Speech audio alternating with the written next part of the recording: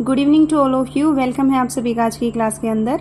तो आज हम लोग भाई आरपीएफ का आप लोगों का थर्ड शिफ्ट का पेपर डिस्कस कर रहे हैं, जो कि आपका 20 जनवरी 2019 को हुआ था। ठीक है, तो फर्स्ट क्वेश्चन है आप लोगों के सामने और इसके अंदर आपके जीके का पोर्शन रहेगा कंप्लीट। 50 क्वेश्चन कंप्लीट करेंगे हम लोग। फर्स्ट क्वेश्चन है, भारतीय क्रिकेट के जनक कौन है? Who is the father of Indian cricket? Vijay Harare, Nizamul मुल्क, रणजीत सिंह जी या फिर देवधर? तो राइट आंसर क्या हो जाएगा इसका? रणजीत सिंह जी हो जाएगा। क्या हो जाएगा? रणजीत सिंह जी आपके भारतीय क्रिकेट के जनक हैं। भारतीय क्रिकेट के जनक रणजीत सिंह कहे जाते हैं। उनका जन्म नवानगर के राजघराने में हुआ था। 1896 में रणजीत सिंह ने इंग्लैंड की तरफ से क्रिकेट खेला था। 1907 में रणजीत सिंह नवानगर के महाराजा बने थे और 1934 में रणजीत सिंह के नाम पे भारत में रणजी ट्रॉफी शुरू हुई थी। किसके नाम पे? रणजीत सिंह के नाम पे। रणजी ट्रॉफी किससे संबंधित है? क्रिकेट से। क्रिकेट के जनक किसको माना जाता है? रणजीत सिंह को। ठीक है, आसान क्वेश्चन था। नेक्स्ट क्वेश्चन की तरफ बढ़ते हैं हम लोग। निम्न में से कौन सी ग्रंथि इंसुलिन पैदा करती है? इंसुलिन हार्मोन्स कौन सी ग्रंथि पैदा करेगी? यकृत, अधिवृक्क, अग्नाशय या फिर थायराइड? तो इंसुलिन कौन पैदा करता है आप लोगों का? अग्नाशय इज योर राइट आंसर। ठीक है, अग्नाशय पैदा करता है इंसुलिन हार्मोन। इंसुलिन हार्मोन का स्रावन अग्नाशय से होता है। इंसुलिन अग्नाशय के अंतःस्रावी भाग के लैंगरहैंस दीपिकाओं की बीट कोशिकाओं से स्रावित होता है। अच्छे से देखो, इंसुलिन अग्नाशय के अंतःस्रावी भाग के लैंगरहैंस दीपिकाओं की बीटा कोशिकाओं से स्रावित होता है। यह रक्त में शर्करा का नियमन करता है। इसकी कमी से मधुमेह नामक रोग हो जाता है। इंसुलिन की कमी से कौन सा रोग हो जाता है? मधुमेह रोग हो जाता है। ये क्वेश्चन भी पेपर में आता है। नेक्स्ट क्वेश्चन है आपके सामने, सांप्रदायिक निर्वाचन का जनक किसको कहा जाता है? सांप्रदायिक निर्वाचन लॉर्ड चेम्सफोर्ड को, मिंटो को, मार्ले को या मोंटेग्यू को? तो राइट आंसर क्या हो जाएगा? लॉर्ड मिंटो को। सांप्रदायिक निर्वाचक का जनक किसको बोला जाता है? लॉर्ड मिंटो को। 1909 के मार्ले मिंटो सुधार अधिनियम के अंतर्गत मुस्लिम समुदाय के लिए पृथक प्रतिनिधित्व का उपबंध किया गया। इस अधिनियम ने सांप्रदायिकता को वैधानिकता प्रदान की। लॉर्ड मार्ले उस समय इंग्लैंड में भारत के राज्य सचिव तथा लॉर्ड मिंटो भारत में वायसराय थे। लॉर्ड मिंटो को सांप्रदायिक निर्वाचक का जनक के रूप में जाना जाता है। लॉर्ड मिंटो को किसके जनक के रूप में? सांप्रदायिक निर्वाचन के जनक के रूप में। नेक्स्ट क्वेश्चन की तरफ बढ़ते हैं हम लोग। भारत का राष्ट्रीय गान कब अपनाया गया भाई? तो भारत का राष्ट्रीय गान अपनाया गया था आप लोगों का 24 जनवरी 1950 को। कब अपनाया गया था? 24 जनवरी 1950 आप लोगों का राइट आंसर हो जाएगा। भारत का राष्ट्रीय गान 24 जनवरी 1950 को अपनाया गया। राष्ट्रीय गान जन गण मन रविंद्रनाथ टैगोर द्वारा रचित है। इसकी गायन का समय 52 सेकंड है। सबसे पहले 27 दिसंबर 1911 को, ये लाइन इंपॉर्टेंट है, अच्छे से याद करेंगे सारे बच्चे। 27 दिसंबर 1911 को कोलकाता अधिवेशन में राष्ट्रीय गान को गाया गया था। कहाँ भाई? कोलकाता अधिवेशन में राष्ट्रीय गान को गाया गया था। राष्ट्रीय गीत बंकिम चंद्र चटर्जी के उपन्यास आनंद मठ से लिया गया है। आनंद मठ के रचयिता कौन है? बंकिम चंद्र चटर्जी। ओके, राष्ट्रीय गीत वंदे मातरम को भी 26 जनवरी 1950 में राष्ट्रीय गीत के रूप में स्वीकार कर लिया गया था। दोनों ही आ जाएंगे आपके। राष्ट्रीय गान तो 24 जनवरी 1950 को और राष्ट्रीय गीत आप लोगों का 26 जनवरी 1950 को। नेक्स्ट क्वेश्चन की तरफ बढ़ते हैं हम लोग। निम्न में से किस हड़प्पा स्थल में गोदी थी? डाकयार्ड की बात हो रही है। कौन सी हड़प्पा स्थल के अंदर डाकयार्ड थी? धोलावीरा, लोथल, कालीबंगा या बनावली? तो लोथल हो जाएगा अभी आपका राइट आंसर। ठीक है, बंदरगाह के बारे में लोथल के अंदर थी आप लोगों की। यहाँ पे देखिए, लोथल हड़प्पा सभ्यता का मुख्य बंदरगाह था। यहाँ के उत्खनन से डाकयार्ड मिला है। लोथल गुजरात के अहमदाबाद जिले में स्थित है। लोथल कहाँ पे है आप लोगों का? गुजरात में। कहाँ है? गुजरात में। भोगवा नदी के तट पे है। कौन सी नदी के तट पे? भोगवा नदी के तट पे। और इस शहर की खोज डॉक्टर S.R. राव ने की थी। किसने की थी? Doctor S.R. राव ने। एक ही क्वेश्चन में आप लोगों को इतने सारे क्वेश्चन मिल जाते हैं, तो अच्छे से याद किया करो इनको। यह नगर आयताकार था। मकानों का मुख्य दरवाजा सड़क की ओर खुलता था। नेक्स्ट क्वेश्चन है आप लोगों के सामने, मसौदा समिति के अध्यक्ष कौन थे? मसौदा समिति के अध्यक्ष कौन थे आप लोगों के? B.R. अम्बेडकर। कौन थे भाई? B.R. अम्बेडकर इसका राइट आंसर हो जाएगा। मसौदा समिति के अध्यक्ष थे आपके B.R. अम्बेडकर जी। ठीक है, नेक्स्ट क्वेश्चन एक बार थोड़ा और देखते हैं इसके बारे में। संचालन समिति की बात करें तो पंडित जवाहरलाल नेहरू है। यहाँ पे सारी समितियां हैं, इनको अच्छे से याद करेंगे। मसौदा है वो तो B.R. अम्बेडकर है। संचालन कौन करते? जवाहरलाल नेहरू जी। उसके बाद देखिए प्रांतीय संविधान समिति के अध्यक्ष सरदार वल्लभ भाई पटेल, ठीक है। प्रांत पटेल, प्रांत पटेल। संघ शक्ति समिति के अध्यक्ष जवाहरलाल नेहरू। जवाहरलाल नेहरू जी आप लोगों के संघ भी और संचालन भी, संघ भी और संचालन भी दोनों के कौन हो जाएंगे? जवाहरलाल नेहरू। प्रांत से पटेल, ठीक है। और मसौदा समिति B R Ambedkar. Next question है स्लाइडिंग घर्षण स्थैतिक घर्षण से होता है। स्लाइडिंग घर्षण, 1 सेकेंड, स्लाइडिंग घर्षण स्थैतिक घर्षण से होता है, उतना ही, अधिक, लंबा या छोटा। तो क्या हो जाएगा इसका राइट आंसर? राइट आंसर होने वाला आप लोगों का छोटा। स्लाइडिंग घर्षण स्थैतिक घर्षण से छोटा होता है। किसी विराम अवस्था वाली वस्तु को विराम से गति प्रदान करने की स्थिति में घर्षण पर पार पाने के लिए वस्तु पर लगाया जाने वाला बल स्थैतिक घर्षण की माप होता है। किसी वस्तु को उसी चाल में गतिशील रखने के लिए आवश्यक बल उसके सर्पी घर्षण बल की माप होती है। सर्पी घर्षण बल स्थैतिक घर्षण से कम होता है। ये साइंस वाला जो टॉपिक है ये आप लोग पढ़ लेना भाई, ठीक है। स्लाइडिंग फ्रिक्शन के बारे में थोड़ा बहुत पढ़ लेना। नेक्स्ट क्वेश्चन है आपके सामने, निम्न में से किसमें झिल्ली में बंधे कोशिका अंगक नहीं होते हैं? किसमें झिल्ली में बंधे कोशिका अंगक नहीं होते हैं? यूकेरियोटस या फिर प्रोकैरियोटस या फिर प्रोकैरियोटस और यूकेरियोटस दोनों, या फिर इनमें से कोई नहीं। तो राइट आंसर क्या हो जाएगा? प्रोकैरियोटस हो जाएगा, ठीक है भाई। प्रोकैरियोटस इसका राइट आंसर है। प्रोकैरियोटस में झिल्ली में बंधे कोशिका अंगों का अभाव होता है। बैक्टीरिया तथा नीले हरे स्वाल प्रोकैरियोटिक कोशिकाओं के उदाहरण होते हैं। पहली बात तो ये वाला क्वेश्चन पेपर में बनेगा कि जो बैक्टीरिया और नीले शैवाल है वो कौन सी कोशिकाओं के हैं, यूकैरियोटिक के हैं या फिर प्रोकैरियोटिक के हैं। तो राइट आंसर क्या हो जाएगा? प्रोकैरियोटिक। और प्रोकैरियोटिक कोशिकाओं में केंद्रक पदार्थ के चारों ओर केंद्रक झिल्ली नहीं होती। इन कोशिकाओं में हिस्टोन प्रोटीन नहीं होता। झिल्ली से बंधे कोशिकांगों की अनुपस्थिति होती है। नेक्स्ट क्वेश्चन आपके सामने, योगाभ्यास में मछली की मुद्रा को क्या कहते हैं? योगाभ्यास के अंदर मछली की मुद्रा है तो इसको मत्स्यासन बोलेंगे। मत्स्यासन, मछली मत्स्यासन, मछली मत्स्य, ठीक है। देखिए इसके बारे में थोड़ा सा, योगासन में मछली की मुद्रा को मत्स्यासन कहते हैं। इस आसन को करने से थायराइड ग्रंथि का कार्य बेहतर होता है। इस आसन में अस्थमा की समस्या, सिर दर्द में लाभ मिलता है। नेक्स्ट क्वेश्चन है, निम्न में से कौन सी फसल रबी की फसल है? बाजरा, चना, चावल, मक्का। तो राइट आंसर क्या हो जाएगा? चना हो जाएगा, चना। ऐसे याद कर लेना, एक तो अपना खरीफ होता है, ठीक है। क्या होता है? खरीफ। एक होता है आप लोगों का रबी, खरीफ और रबी। तो इसमें क्या होता है, रबी 2 अक्षर का है ना, खरीफ 3 का है। तो 2 अक्षरों वाली मोस्टली आप लोगों की गेहूं, चना, जौ, सरसों, ये छोटे छोटे अक्षरों की है ना, ये आपकी रबी में जाएगी। बाकी बाजरा, चावल, मक्का, ये बड़े बड़े अक्षरों की है तो खरीफ में जाएगी। ऐसे याद कर लेना, ठीक है। तो इसका राइट आंसर क्या हो जाएगा? रबी की फसल कौन सी है? चना इज द राइट आंसर। रबी की फसल सामान्यतः अक्टूबर नवंबर के महीनों में बोई जाती है। अगर आप लोग खेती वेती करते हो तो आप लोगों को पता भी होगा, है ना, पता भी होगा कि जो रबी की फसलें हैं वो अक्टूबर नवंबर के महीनों में बोई जाती है। गेहूं वगैरह उसी दिनों में लगाते हैं ना। इन फसलों को बुआई के टाइम पे कम तापमान, पकते समय शुष्क और गर्म वातावरण की आवश्यकता होती है। उदाहरण के तौर पे गेहूं, चना, जौ, मसूर, सरसों आदि रबी की फसलें हैं, ये याद कर लेना। नेक्स्ट है, निम्न में से किस देश को सफेद हाथी की भूमि कहा जाता है? भारत, श्रीलंका, थाईलैंड या इंडोनेशिया। तो राइट आंसर क्या आ जाएगा? सफेद हाथी की भूमि बोला जाता है आप लोगों की थाईलैंड को। किसको? थाईलैंड इसका राइट आंसर हो जाएगा। सफेद हाथी की भूमि थाईलैंड को कहा जाता है। थाईलैंड दक्षिणी पूर्व एशियाई देश है। थाईलैंड की राजधानी बैंकॉक है, ये याद करना अच्छे से। थाईलैंड की राजधानी क्या है आप लोगों की? Bangkok, Bangkok. श्रीलंका को पूर्व का मोती कहा जाता है। पूर्व का मोती किसको बोलते हैं? श्रीलंका को। थाईलैंड को एशिया का पेरिस भी कहा जाता है। एशिया का पेरिस किसको कहा जाता है? थाईलैंड को। नेक्स्ट क्वेश्चन आप लोगों के सामने, बुक्सा बाघ अभ्यारण्य कहाँ स्थित है? बुक्सा बाघ अभ्यारण्य कहाँ है? पश्चिम बंगाल, सिक्किम, बिहार या असम। बक्सा बोलते हैं वैसे इसको। कहाँ पे है ये आप लोगों का? Paschim Bangal is the right answer.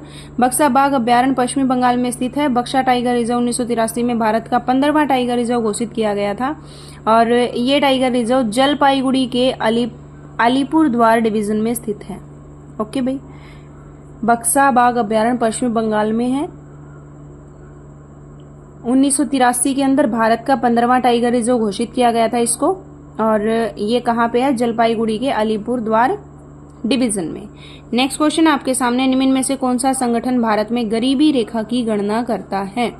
गरीबी रेखा की गणना करता है तो ऑप्शंस पे देखिए, नीति आयोग, CSO, NSSO या फिर फाइनेंस कमीशन? तो NSSO इसका राइट आंसर हो जाएगा, राष्ट्रीय प्रतिदर्श सर्वेक्षण कार्यालय। यह संगठन भारत में गरीबी रेखा की गणना करता है। NSSO की स्थापना 1950 में हुई थी। प्रत्येक वर्ष NSO को विभिन्न सामाजिक आर्थिक पहलुओं जैसे उपभोक्ता व्यय, रोजगार, बेरोजगारी, स्वास्थ्य, शिक्षा, ग्रामीण ऋण, गृहस्थता आदि पर आंकड़े एकत्रित करता है। ठीक है भाई, नेक्स्ट क्वेश्चन की तरफ मूव ऑन करते हैं। नेक्स्ट क्वेश्चन आपके सामने, निम्न में से कौन grand old man of India के नाम से जाना जाता है? Grand old man of India, तो राइट आंसर क्या हो जाएगा? दादा भाई नौरोजी।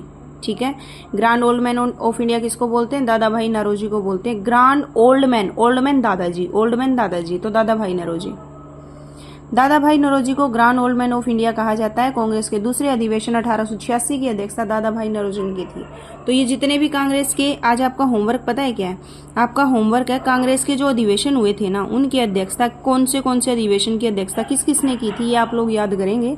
ठीक है, कांग्रेस के अधिवेशनों की अध्यक्षता।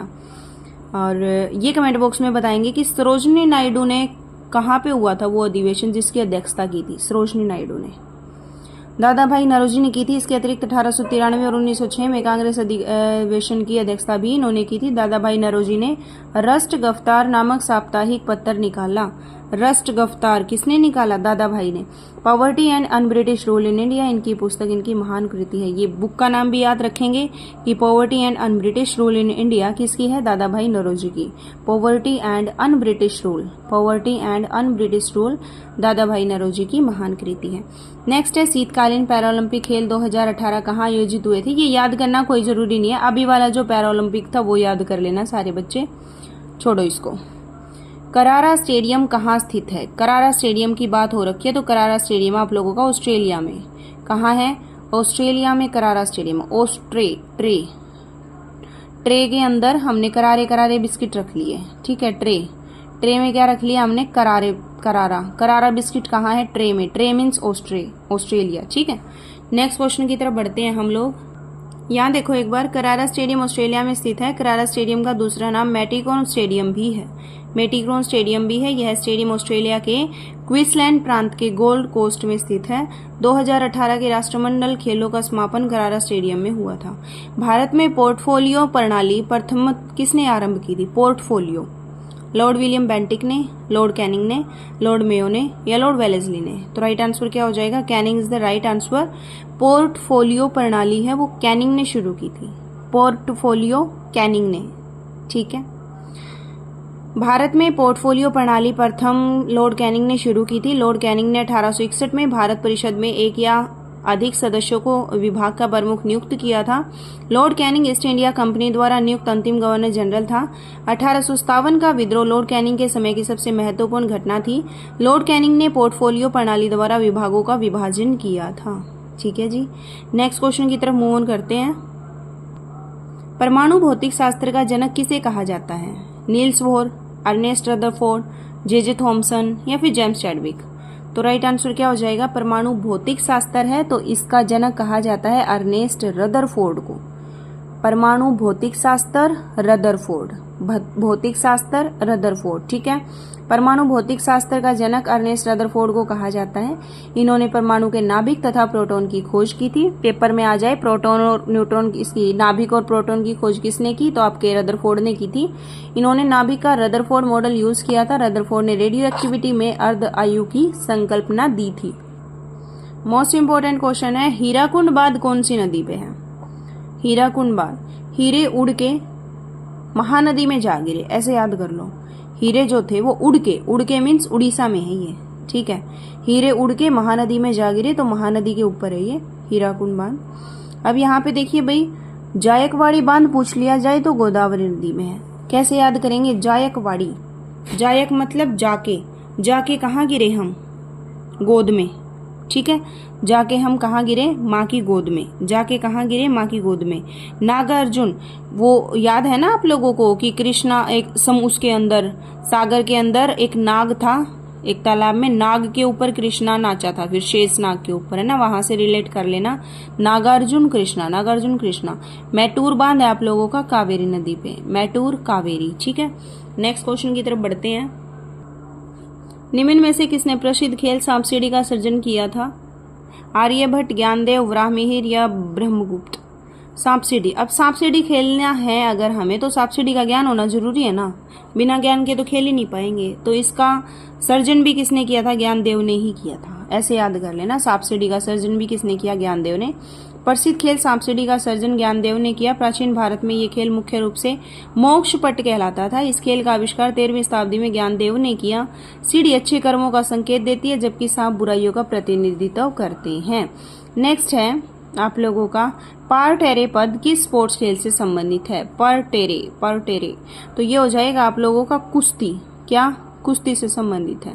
ठीक है, किससे है? कुश्ती से। पारटेरी शब्द जो है कुश्ती से संबंधित शब्द है। पारटेरी कुश्ती में पहलवानों की प्रारंभिक स्थिति है, जिसमें एक पहलवान बाउट शूट करने से पहले अपने हाथ और घुटने जमीन पे रखता है, जबकि दूसरा पहलवान अपने हाथ पहले वाले पहलवान की पीठ पे रखता है। ये हो जाता है आपका पारटेरी। ठीक है, उसके अंदर आप लोगों ने देखा भी होगा ना, वो कौन सी मूवी है उसमें लास्ट में वो क्या नाम है, दंगल के अंदर भी तो है ना, लास्ट में सबसे लास्ट जो फिल्म खत्म होती है सब लास्ट में यही पोजीशन आती है। उरुग्वे की राजधानी क्या है? उरुग्वे तो उरुग्वे की राजधानी है आप लोगों की मोंटेविडियो। क्या है? मोंटेविडियो is the right answer. Uruguay मोंटेविडियो। ठीक है, और क्यूटो की बात की जाए आप लोगों की तो इक्वाडोर है। ब्यूनस आयर्स की बात की जाए तो अर्जेंटीना देश हो जाएगा, ये राजधानी है। वेनेजुला की बात की जाए तो कैरकस है। ठीक है भाई, तो ये देश याद कर लेना, इनका भी एग्जामिनर पूछ सकता है। इक्वाडोर की क्या है? क्यूटो है। अर्जेंटीना की क्या है? ब्यूनस आयर्स है। और वेनेजुएला की क्या है? Caracas. Venezuela Caracas, Ecuador Quito, Argentina Aires. ठीक है, शासी निकाय AKFI का पूर्ण रूप क्या है? शासी निकाय AKFI का पूर्ण रूप क्या है? तो क्या हो जाएगा इसका राइट आंसर? राइट आंसर हो जाएगा आप लोगों का डी। ठीक है भाई, डी इसका राइट आंसर है आपका amateur kabaddi federation of India. Amateur kabaddi federation of India इसका राइट आंसर हो जाएगा। नेक्स्ट क्वेश्चन की तरफ मूव ऑन करेंगे। सरकारी कर्मचारियों के चयन के लिए खुली प्रतियोगिता की प्रणाली का प्रारंभ किस अधिनियम में दिया गया है?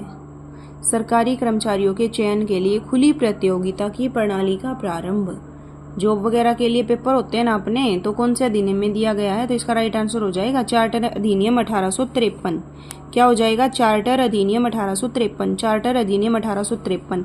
सरकारी कर्मचारियों के चयन के लिए खुली प्रतियोगिता की प्रणाली का शुरुआत 1853 के चार्टर अधिनियम द्वारा किया गया था। इस अधिनियम के अनुसार कंपनी के कर्मचारियों की नियुक्ति के लिए नामजदगी के स्थान पे प्रतियोगी परीक्षाओं को आधार बनाया गया।